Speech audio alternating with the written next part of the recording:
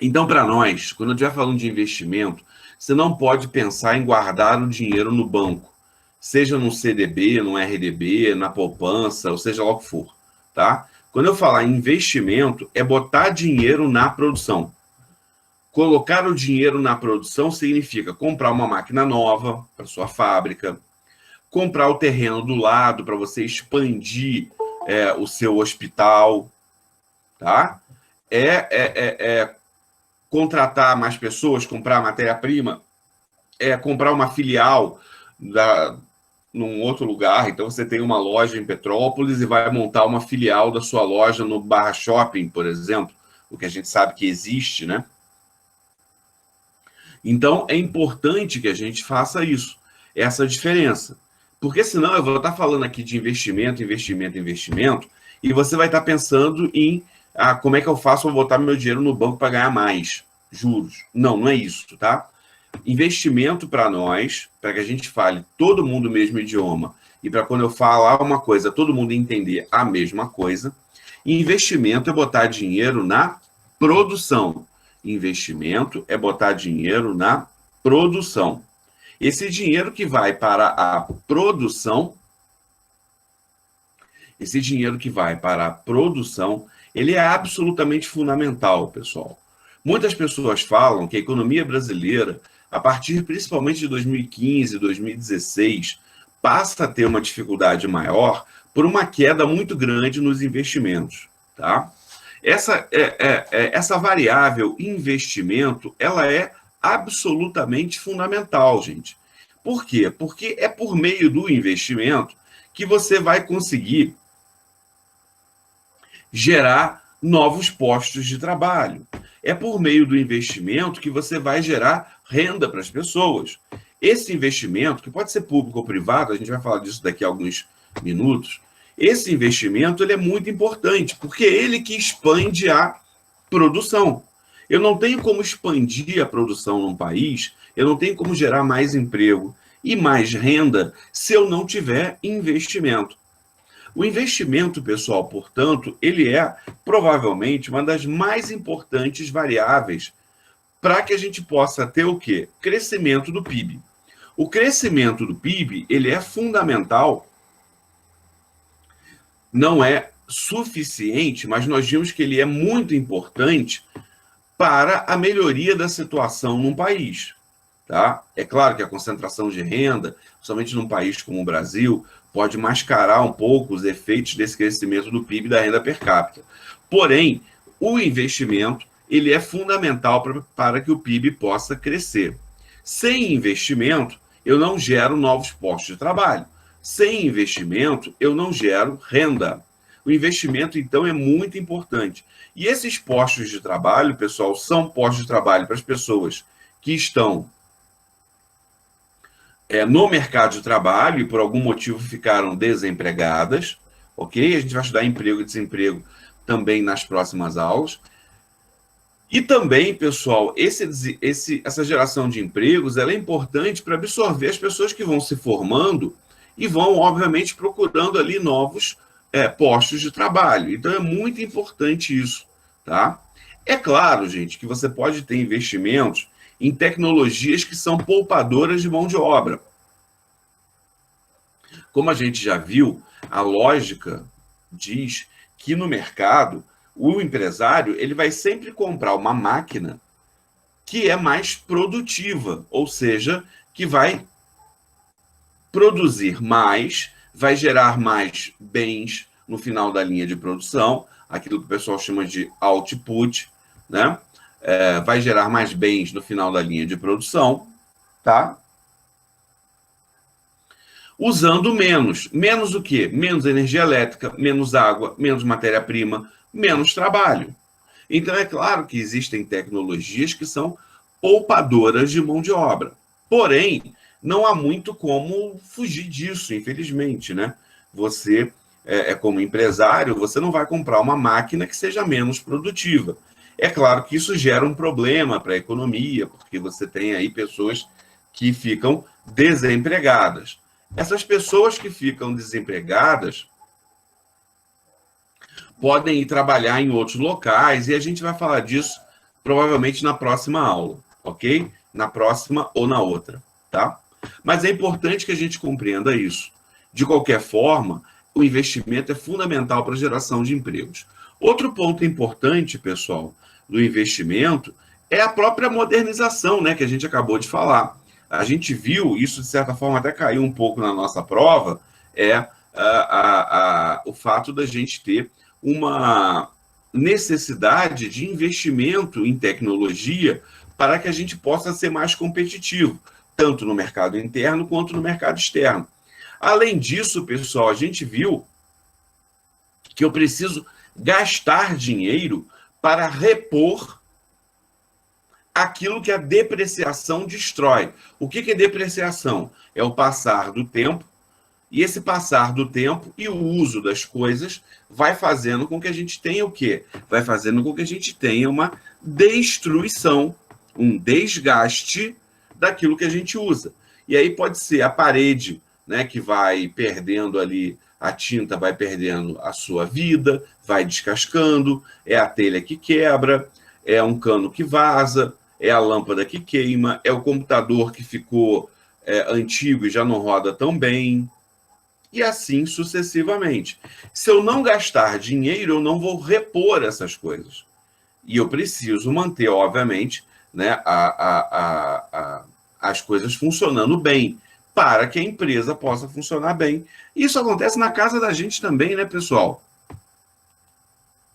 Isso acontece na casa da gente, né? Vocês já devem ter percebido isso, né? Você tem que pintar a casa de tanto em tanto tempo, você tem que trocar, às vezes, uma telha que quebra, é um vazamento num cano, é o computador da gente que, com o passar do tempo, vai ficando um pouco velho e aí não roda tão bem, o celular a mesma coisa, é a batedeira que queima, é o fogão que você tem que, de repente, chamar alguém para desentupir ali, alguma coisa do bico que não está saindo gás, e assim sucessivamente. A mesma coisa acontece com as empresas. Então, você tem que gastar dinheiro para recuperar isso. Outro ponto importante, pessoal, quando a gente fala nos efeitos, a gente vai falar desses efeitos, porque isso é sempre muito importante. Quando a gente fala de investimento público e também de investimento privado e infraestrutura, a gente está falando de um investimento que também é muito importante, porque você vai melhorar os serviços que são prestados à população, e aí quando você investe, né, na polícia, seja ela militar, civil, polícia federal, polícia rodoviária, guarda municipal, quando você investe nisso, você está melhorando os serviços, né, que são prestados à população. Quando você investe na educação pública, na saúde pública, né, tão importante hoje, né, a saúde pública aí, por meio do SUS, né, sendo um elemento fundamental na nossa sociedade hoje, você está melhorando a qualidade de vida das pessoas. Porém, existem investimentos públicos que também são investimentos privados, às vezes, que são importantes também para a questão da infraestrutura econômica, porque você vai investir para melhorar o fornecimento de energia elétrica, de água, você vai investir para melhorar o fornecimento de serviços de telecomunicações, hoje principalmente internet, você vai investir para melhorar os serviços de transporte, né? Melhorar as estradas, as ferrovias, o metrô, melhorar os portos, os aeroportos, melhorar a rua da nossa casa, que está aí em frente à sua casa, né? Para que não tenha tanto buraco e essa coisa toda. Eu, no último 1 ano, eu vou dizer isso para vocês, no último 1 ano, eu tive 3 pneus que foram furados não, né? Rasgados, por causa de buraco, tá? Um pneu aqui em Petrópolis, tá? Chegando ali na rua Ipiranga, e 2 pneus, tá? 2 pneus na Avenida Brasil, né? Que eu estava indo lá para Bangu, né? Porque eu sou juiz leigo lá no 17º juizado em Bangu. Aí você vai perguntar, mas Adriano, Bangu não é muito longe, não? Mas eu passei no último concurso, então não dá para querer sentar na janelinha, né? E eu não queria ficar em Petrópolis também, porque é muito complicado, porque a gente conhece todo mundo. Mas, de qualquer forma, eu já furei 2 pneus lá na Avenida Brasil, o que é, além de ruim, né, por causa do prejuízo do pneu, é perigoso por causa de assalto, né? Mas, graças a Deus, estou vivo, não fui assaltado nem nada.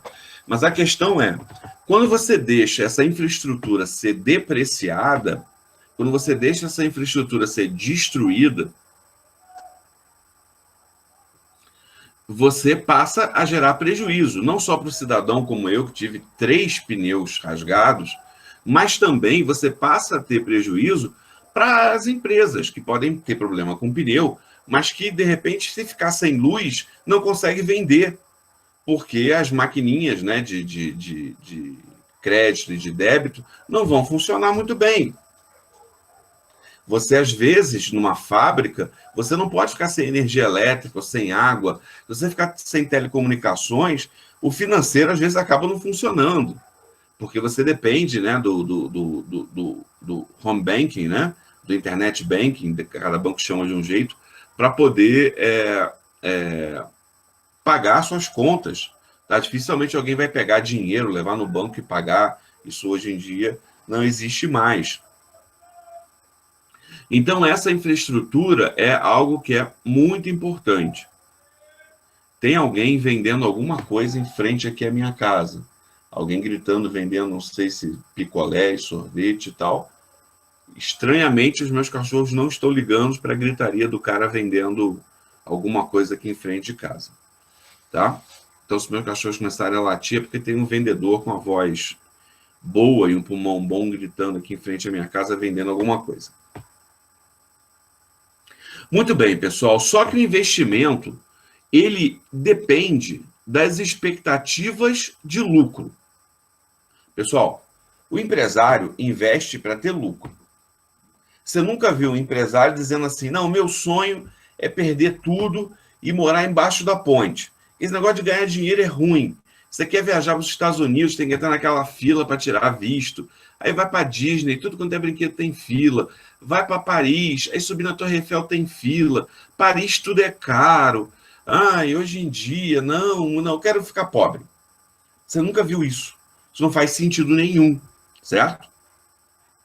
O objetivo é ter lucro. Vai ter lucro, Adriano? Não sei. Alguns vão ter e outros não. Depende de uma série de fatores, tá? Mas o mais importante para nós é compreender que o objetivo é ter lucro. Qual é o problema, pessoal? E a gente vai falar disso na aula de hoje. Qual é o problema? O problema é razoavelmente simples. O lucro acontece no futuro e a decisão de investir é hoje. Por quê? Porque eu produzo hoje para vender no futuro. Não há como ser diferente. Imagina que eu vou, sei lá, vender camisa, ok? Camisa. Eu tenho que produzir as camisas hoje para vendê-las no futuro, tá? E aí eu vou olhar para o futuro e vou fazer o seguinte raciocínio, que não é simples, mas é importante. O seguinte raciocínio. As pessoas vão querer no futuro, e esse futuro pode ser semana que vem, esse futuro pode ser ano que vem, esse futuro pode ser daqui a 10 anos. As pessoas vão querer no futuro vender o produto que eu vou oferecer a elas.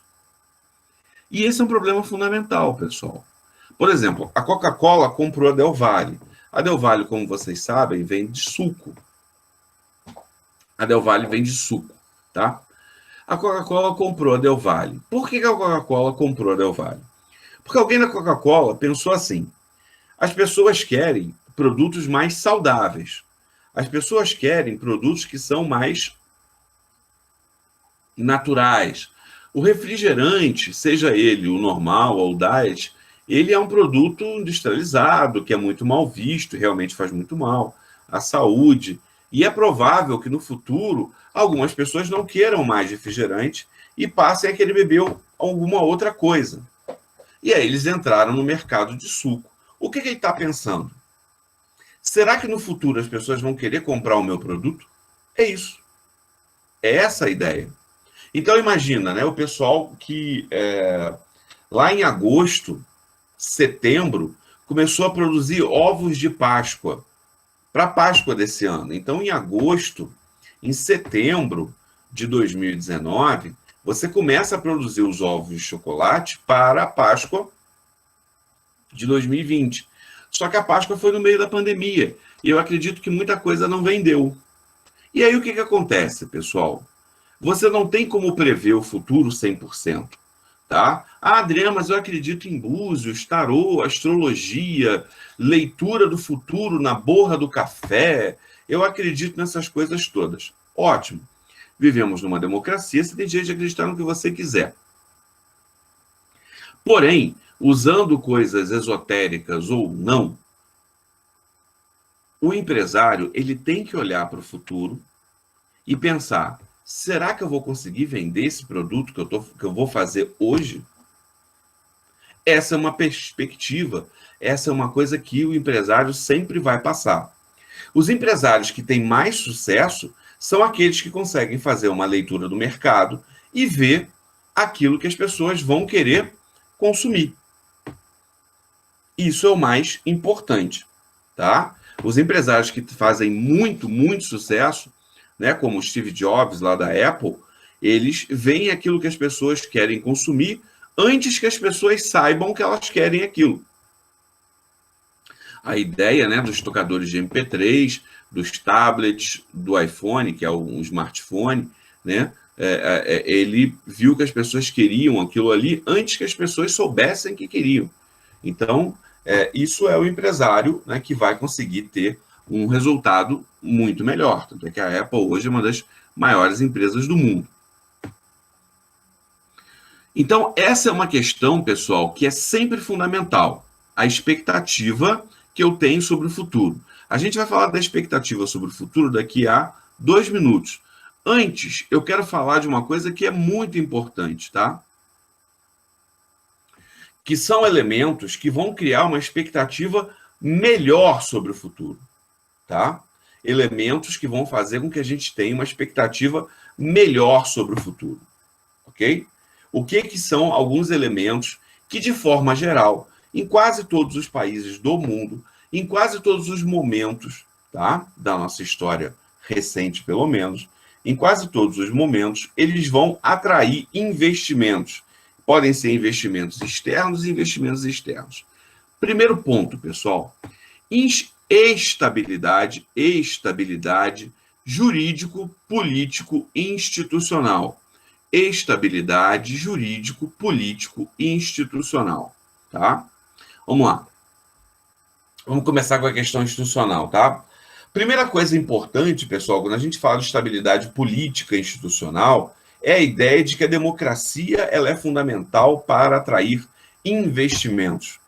Países democráticos são países que têm um Estado democrático que é garantido pelo direito, por isso, né, Estados democráticos de direito. E o direito é um conjunto de normas. Se você tem um conjunto de normas que é respeitado pelas instituições, essas normas vão dar uma previsibilidade maior para todo mundo, para nós e para os empresários, ok? Então a democracia ela é fundamental. Em regimes ditatoriais, você fica ao sabor do desejo e do humor ou do mau humor do ditador. Então o tirano que ocupa ali o poder naquele momento, ele pode cismar e mudar todas as coisas, e mandar desfazer, e você não tem a quem apelar, porque normalmente, né, você vai ter todos os poderes centrados na mão do ditador, ou seja, na mão de quem ocupa o executivo, e o legislativo e o judiciário não vão ter poder para mudar as coisas erradas, não há o sistema de freios e contrapesos que a democracia cria e que vocês vão estudar, se é que já não estão começando a ouvir falar sobre isso em direito. Vão estudar em direito constitucional e já devem estar ouvindo falar sobre isso em ciência política, tá? Então a democracia ela é fundamental para atrair investimentos. Países democráticos recebem muito mais investimentos do que países não democráticos, ok? Isso é algo que é muito importante. Quando a gente fala de instituições, não adianta você ter uma democracia que é formalmente democrática. Na Constituição está dizendo que é democrático, se não é efetivamente democrático. Ou seja, as instituições devem funcionar bem. E aí a gente pode dizer que todas as instituições devem funcionar bem. Mas vamos seguir a questão da democracia, tá? Você tem que ter um judiciário que é independente, que consegue fazer ali o julgamento das questões que são colocadas a ele. Esse judiciário tem que ter o poder de julgar as questões em última instância, ou seja, as decisões judiciárias não podem ser revistas por um outro poder, porque isso tiraria a autonomia do judiciário. Você tem que ter autonomia financeira do judiciário, porque você precisa, obviamente, controlar o seu orçamento para que você seja efetivamente independente. É muito fácil dizer que é independente e ganhar a mesada dos pais, né? Independente é quem controla o próprio dinheiro. Então, tanto o judiciário, o legislativo, a mesma coisa, né? Ele tem que ter independência, ele tem que ter a possibilidade de ser, obviamente, controlador dos seus recursos, ele tem que ter a possibilidade ali de ter a palavra final no que diz respeito às leis. Isso é algo que para nós é sempre muito importante. Ok, pessoal?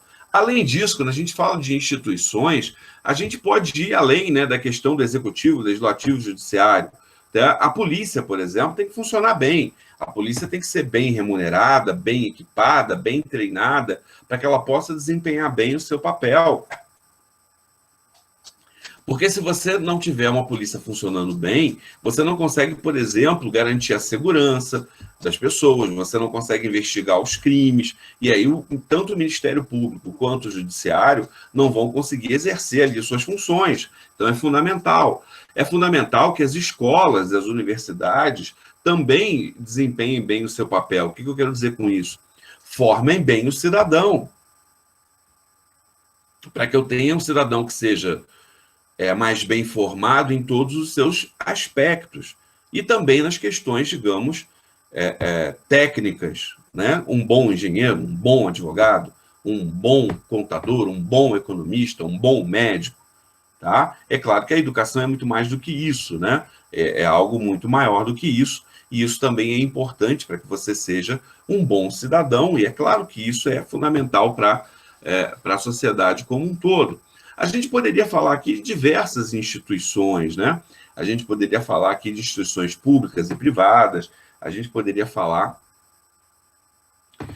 agora a gente até esqueceu, né, por causa do coronavírus aí, da Covid-19, a gente até esqueceu, mas há pouco tempo, muito pouco tempo, a gente estava com um problema grave na água no Rio de Janeiro, né? Por quê? Porque a SEDAI não estava funcionando bem. E aí não fornecia uma água de qualidade para as pessoas.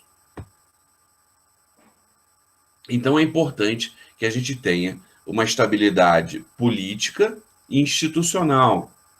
Mas é importante que a gente tenha também uma estabilidade jurídica. O que eu quero dizer com estabilidade jurídica, pessoal?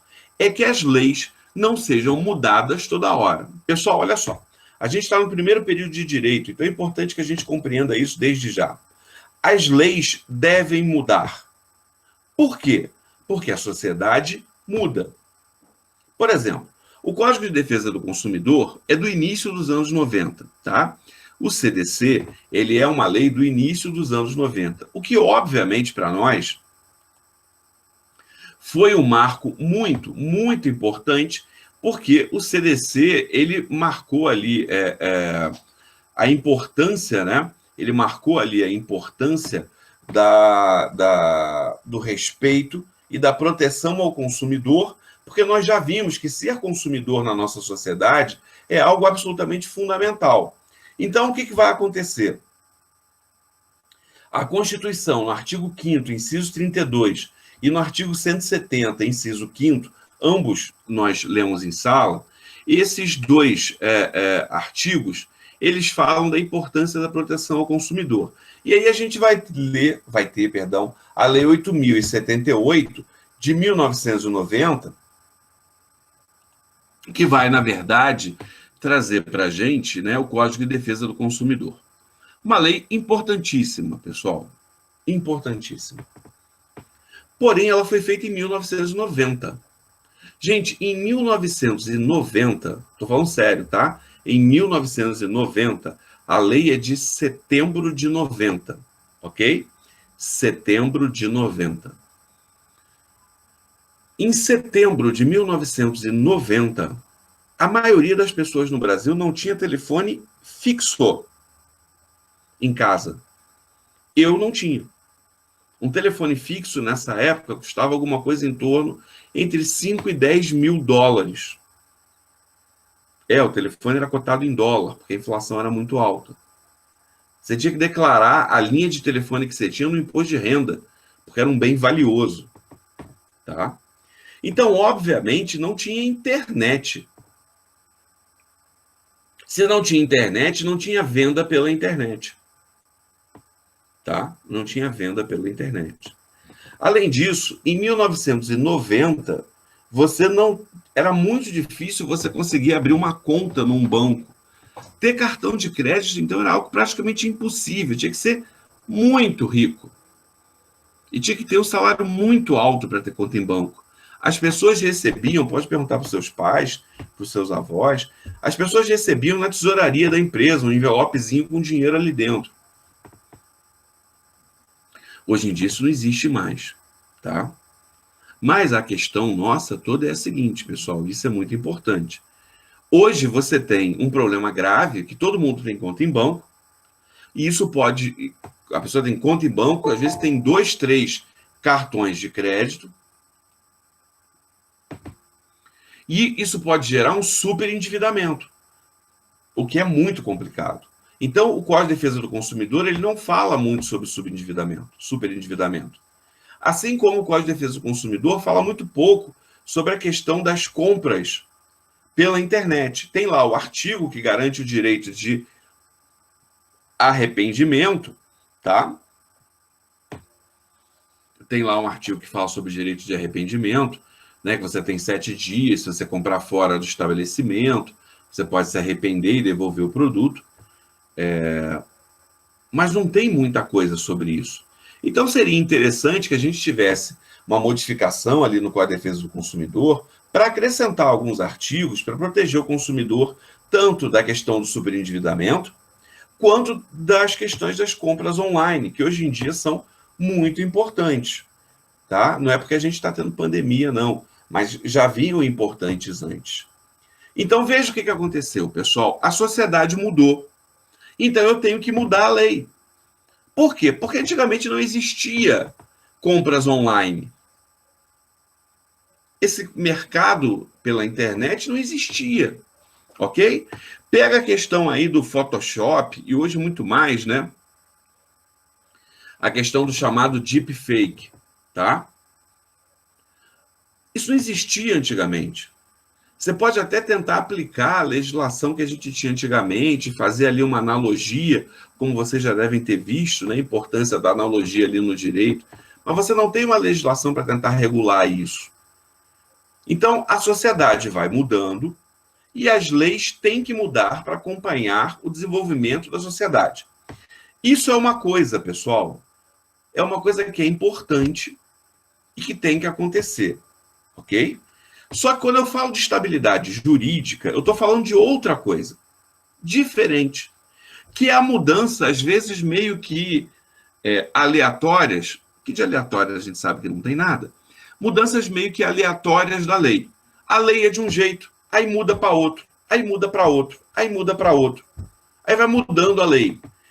Que não é aleatória a mudança, né, gente? Existem grupos econômicos que são normalmente grupos muito poderosos e que acabam tentando influenciar o Congresso Nacional para que a lei tenha uma determinada redação ou uma outra redação.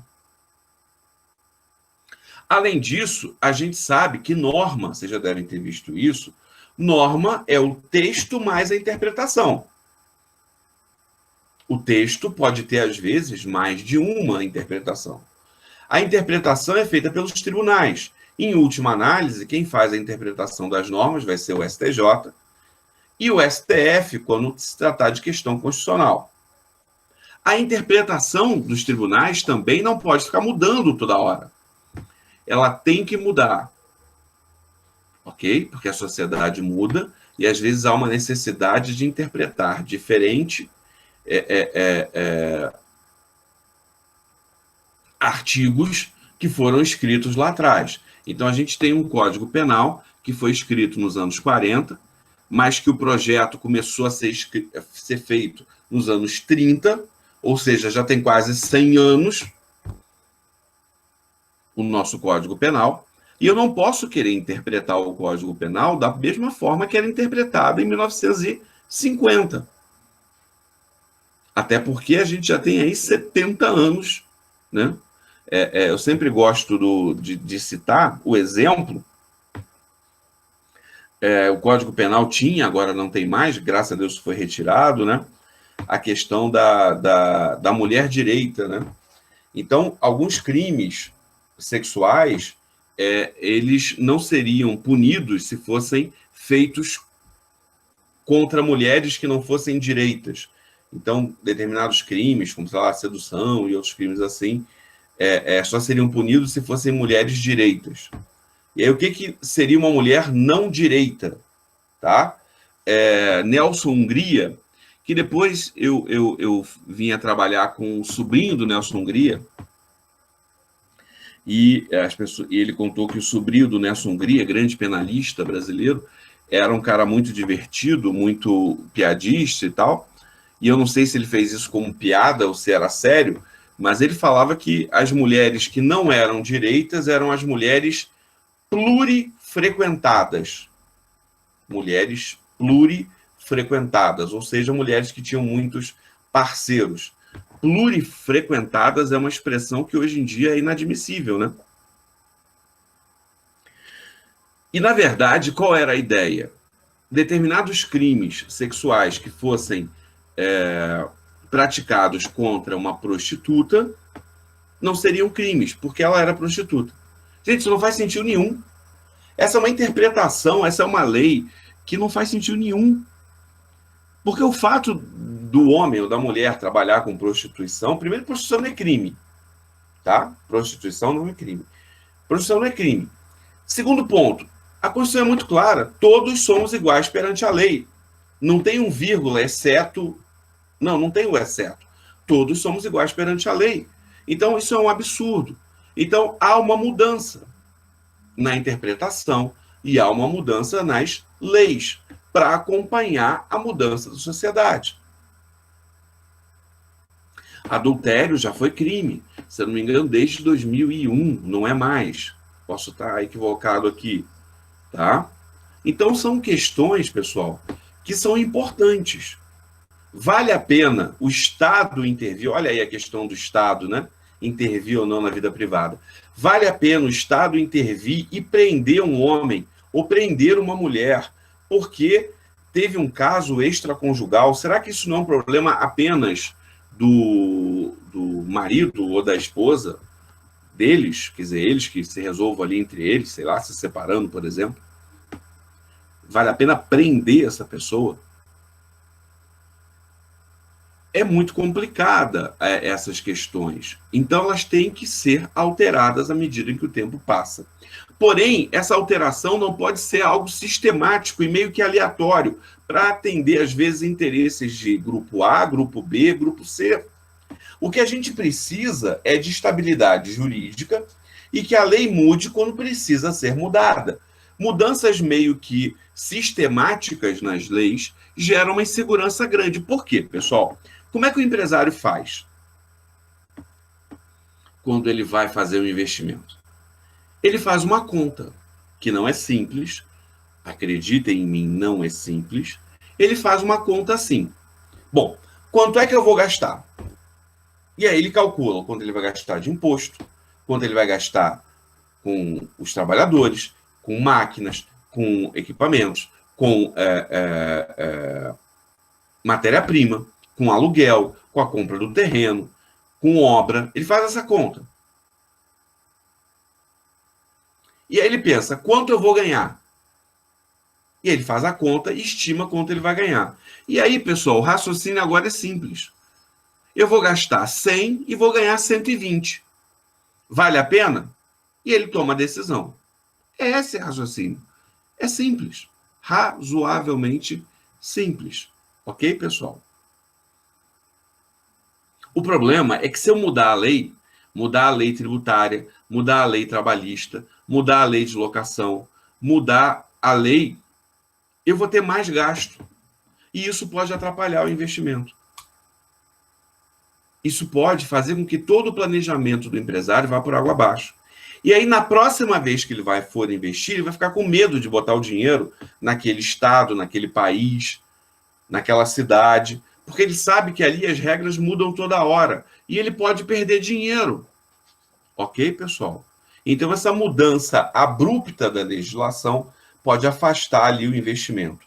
Outro ponto importante, pessoal, é você ter uma política monetária, o nome já fala, né? Monetário, política ligada à questão do dinheiro, uma política monetária que seja favorável à produção e ao consumo. Então, uma política monetária que dê crédito para os empresários, para que eles possam fazer investimentos. Uma política monetária que possibilite, né, haver crédito também para os consumidores, para que eles possam consumir. Você precisa de uma política fiscal, e aí o nome já fala, a gente vai falar de política fiscal e monetária um pouquinho mais na frente, tá, pessoal? A gente fala de política fiscal, a gente está falando de cobrança de tributo. Tributo.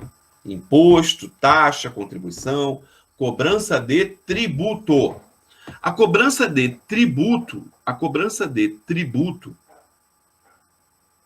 ela é muito importante. Então, tem que ter uma política fiscal para desonerar o trabalho, para que eu não cobre tributos com relação, né, ao emprego e ao trabalhador. Eu tenho que ter uma política fiscal que desonere a produção, que desonere o consumo, para que a gente possa ter o quê? A possibilidade de um aumento do investimento e do consumo. Ok? Isso é algo que é também importante. Uma política monetária e uma política fiscal que estimule a produção, que estimule a geração de emprego, a geração de renda. Outro ponto importante, pessoal, é você ter melhoria na educação. Ou seja, investir em educação, como eu falei antes, para que você tenha um cidadão bem formado. Bem formado para que ele haja bem no dia a dia, seja educado no ônibus, no trânsito, seja educado no supermercado, na loja, no cinema, que ele seja educado no restaurante. É claro que vocês vão dizer, não, mas Adriano, muito dessa educação vem também da questão daquela educação que vem de casa, né? Aquilo que os americanos chamam de polite. Os americanos têm duas palavras, o inglês, né? O idioma inglês, ele tem duas palavras, né? O polite, para essa educação, que a gente chama de educação que vem de casa. Gente, o meu tá normal. O do Hernani parece que está agarrando. Do restante do pessoal, tá normal? Vocês estão me vendo? Estão vendo uma caneta azul passar aqui na frente? Tá normal? A caneta tá azul? Tá? Então tá normal. Hernani, então eu acho que é o seu. Tem que dar uma olhada. Ok? Claro que não é normal uma caneta ficar passando na frente da cara do professor. Né? Vocês falam normal porque vocês são pessoas muito bacanas comigo. Mas voltando, pessoal, olha só. Então, o inglês chama isso de polite, né? E education é aquilo que a gente faz, aquilo que a gente obtém, perdão, nas escolas e nas universidades. Mas, para nós, em português é uma palavra só.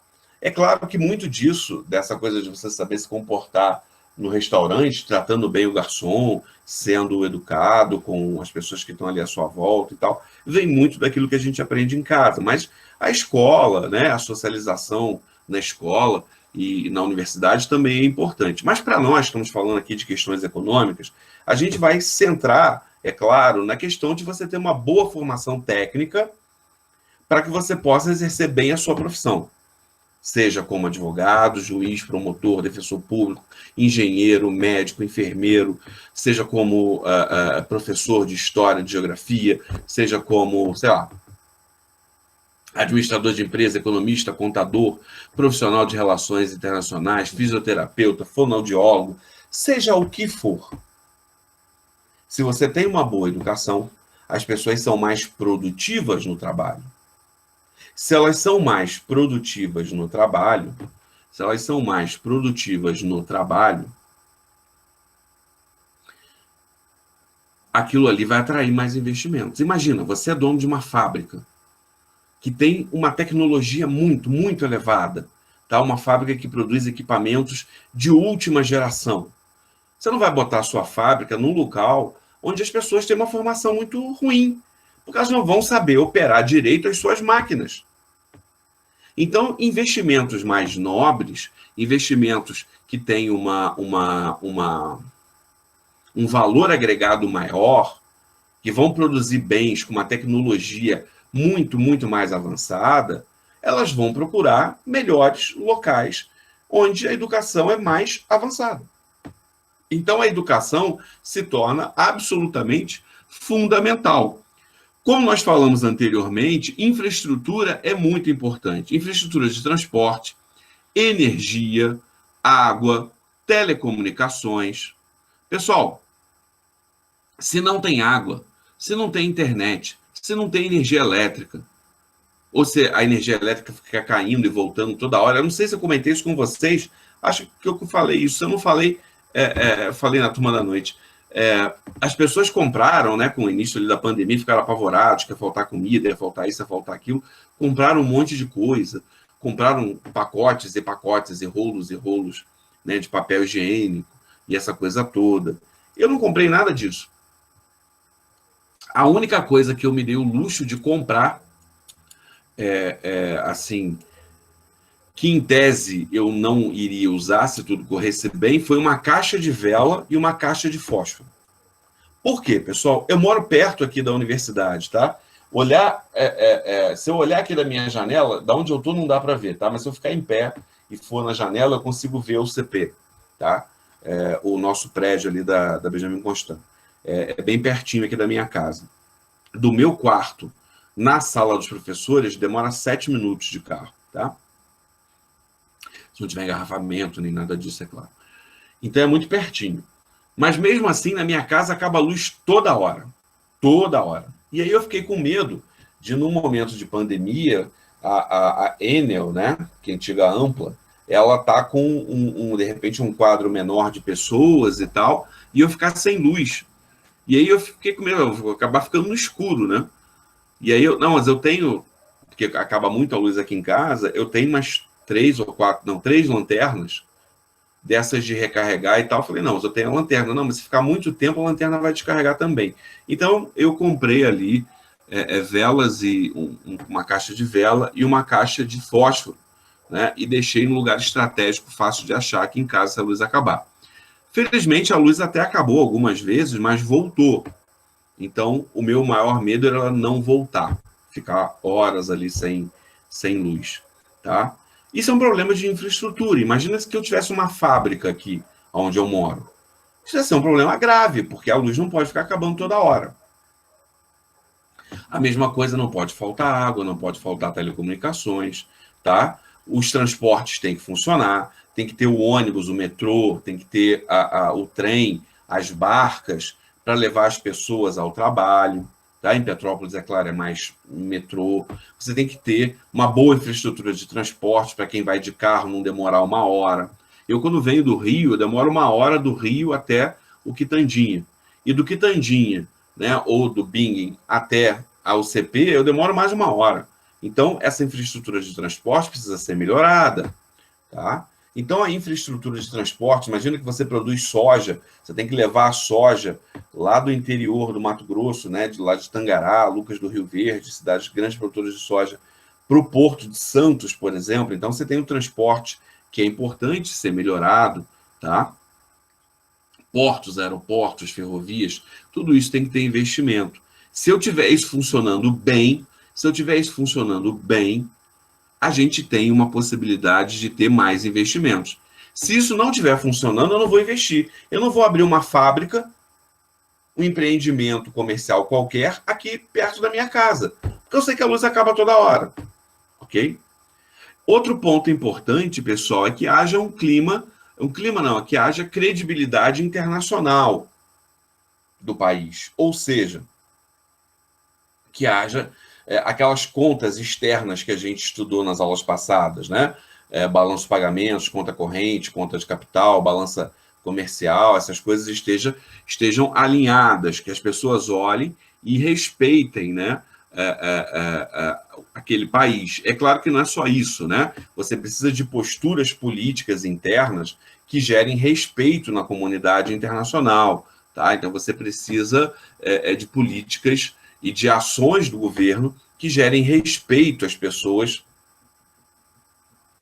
que gerem respeito, né, nas pessoas da comunidade internacional. Isso é algo que é muito importante. Ontem teve uma dessas empresas aí que avaliam o risco do país, reduzindo a nota do Brasil, tá? E essas notas de risco, pessoal, são importantes porque vários investidores, até por questões estatutárias, estatuto da empresa, estatuto do fundo de investimento, só podem botar o dinheiro delas em países que têm boas notas, né, nessas empresas que avaliam investimento. Então, ontem, por exemplo, por causa de todos os problemas que têm acontecido no Brasil, que vocês sabem muito bem, problemas econômicos, políticos, problemas de saúde, todos esses problemas, a nota do Brasil, né, ela não foi rebaixada, mas foi introduzido um viés de baixa na nota brasileira, que continuou como B-, se eu não me engano, tá? Mas vocês podem procurar aí nos jornais e vão ver essa análise. Então, é importante que você tenha esse respeito internacional para atrair investimentos. Outro ponto importante, pessoal, é que você tenha as contas públicas em dia, né? A gente vai falar de contas públicas daqui a umas 2 semanas, mas é importante que a gente tenha também as contas públicas em dia. A possibilidade do governo dar um calote é algo muito ruim, né? Se você imaginar aquilo que aconteceu no estado do Rio de Janeiro, no final do governo Pezão, em que os funcionários públicos não recebiam, quem tinha contrato com o governo não recebia, isso gera um problema gigantesco na economia, tá? Outro ponto importante, pessoal, é você ter um bom clima de negócios, tá? Adriano, bom clima de negócios é que as pessoas olhem para a economia e pensem, a economia está indo bem, o mercado interno está aquecido, eu tenho geração de emprego e renda, eu tenho boas oportunidades de negócio, vale a pena a gente investir nesse local, seja cidade, estado, país, ou seja o que for, ok? Vale a pena. Então, esse clima de otimismo, essas expectativas positivas são muito importantes. Segura a questão das expectativas 1 minuto, só para falar da inflação, e aí a gente volta para as expectativas. Outro ponto importante, pessoal, é a inflação, tá? Lugares onde a inflação é muito alta, você não tem previsibilidade, porque você não sabe quanto vai custar as coisas. E se você não sabe quanto as coisas custam, você deixa de comprar e de vender. A inflação desorganiza muito a economia, punindo principalmente os mais pobres. Então, um país onde eu tenho uma inflação muito alta também afasta investimentos.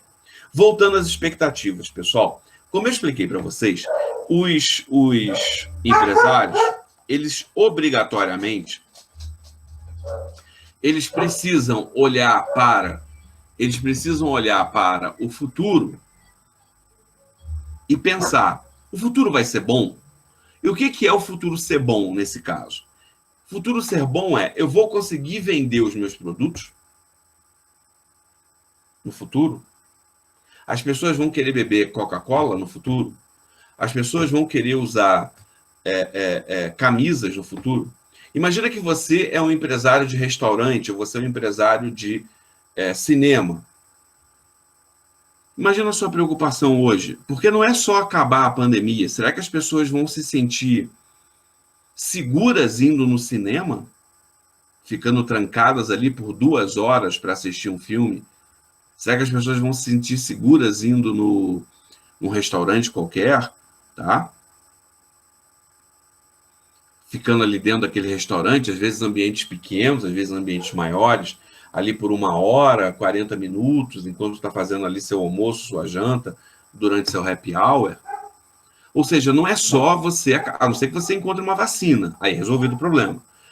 Mas mesmo que você tenha uma diminuição dos casos de contaminados e mortos, o que no Brasil parece que infelizmente ainda está bem longe, mas que em outros países, né, já chegou, Será que as pessoas vão querer ir para esses lugares?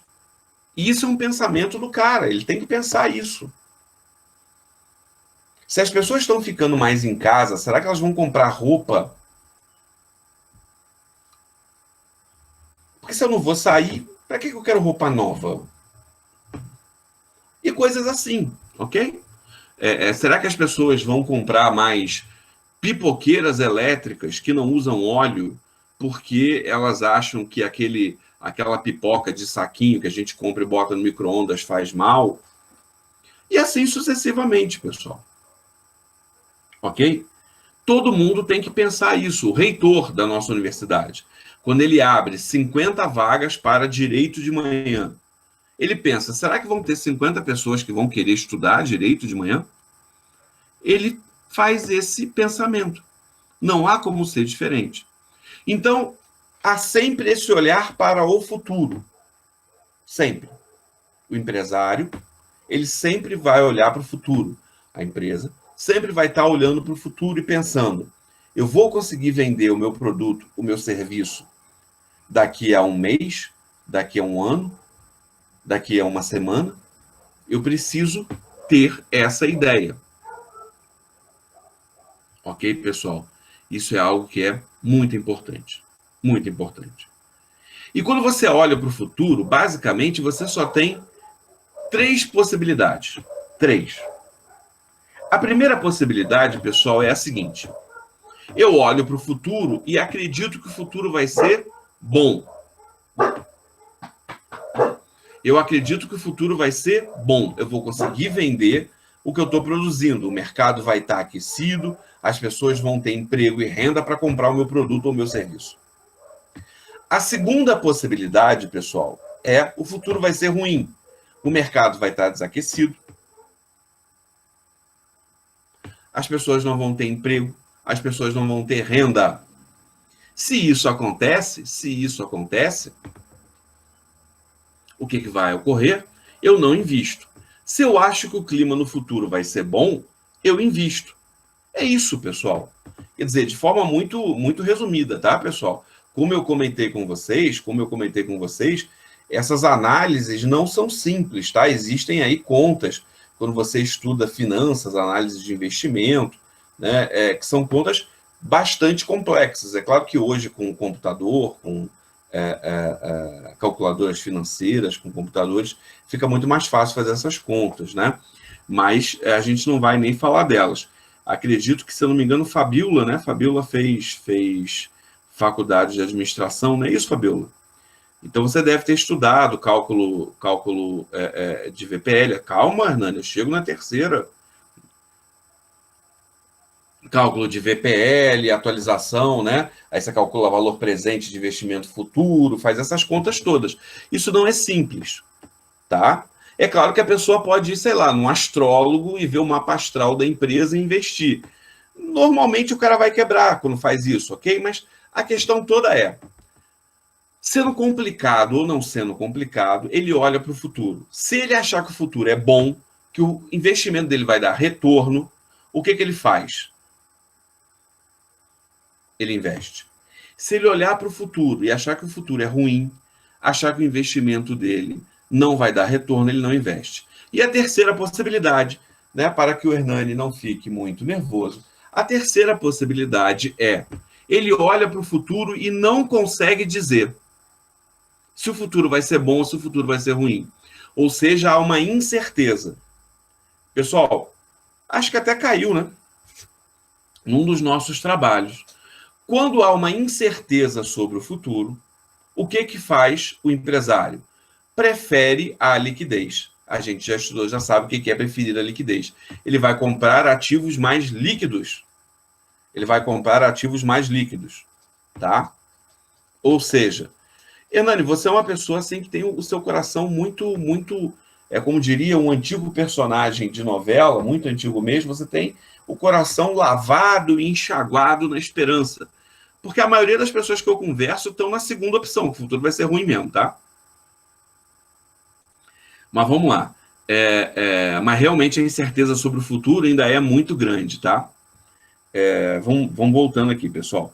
Veja, Quando há uma incerteza muito grande e quando há uma certeza de que o futuro vai ser ruim, os empresários vão preferir ativos mais líquidos. Em vez de comprar uma máquina e botar na fábrica, em vez de comprar o terreno do lado para expandir o hospital, ele vai pegar e vai comprar dólar, vai comprar ouro, vai fazer uma aplicação financeira qualquer no banco. Ele vai esperar. Sempre que eu tenho uma crise que gera uma expectativa negativa ou que gera uma incerteza muito grande, o empresário espera. Essa espera, os economistas chamam de preferência pela liquidez, que é um nome bonito para você não comprar máquina, equipamento, para você não comprar coisas que sejam difíceis de vender. Você vai comprar coisas que são fáceis de vender. Dólar, ouro. Vai fazer uma aplicação financeira que você resgata facilmente no seu banco. Ok, pessoal? Então a ideia é essa. Ações.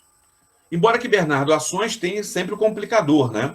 Porque ações depende. Se eu acho que a situação vai ficar muito ruim, eu vou comprar ouro, eu vou comprar dólar. Porque ações, a empresa pode ir mal. Se a economia vai mal, a empresa vai mal. E aí eu perco dinheiro. Então, até ações, às vezes, é complicado. Tá? É difícil, não é fácil, não. Tá? Mas ações pode ser. Trocar dinheiro por ouro no Banco Central, que eu saiba, não. O que você pode fazer é comprar ouro mesmo. Tá? Você tem aí fundos de investimento que compram ouro. Você vai ter um papel dizendo que você é dono de tanto ouro lá dentro daquele fundo, mas comprar ouro no Banco Central, não. Até porque não tem ouro no Banco Central, tá? A gente vai ver isso na próxima aula, ok? Não tem ouro no Banco Central. O único ouro que pode ter no Banco Central, sei lá, é alguém que é casado, trabalha no Banco Central e tem a aliança de ouro, alguma coisa assim. Mas não tem ouro no Banco Central não, tá, gente? Isso já acabou desde os anos 70. Mas a gente vai ver isso com calma na próxima aula. Fiquem tranquilos. Então, se a incerteza é muito grande, eu não vou investir. Eu não vou investir. Se o clima é muito ruim, eu não vou investir. Gente, por que o empresário não arrisca? Por um motivo simples. O dinheiro é dele. Se ele arriscar e perder, é ele que vai perder. É o dinheiro dele que vai embora.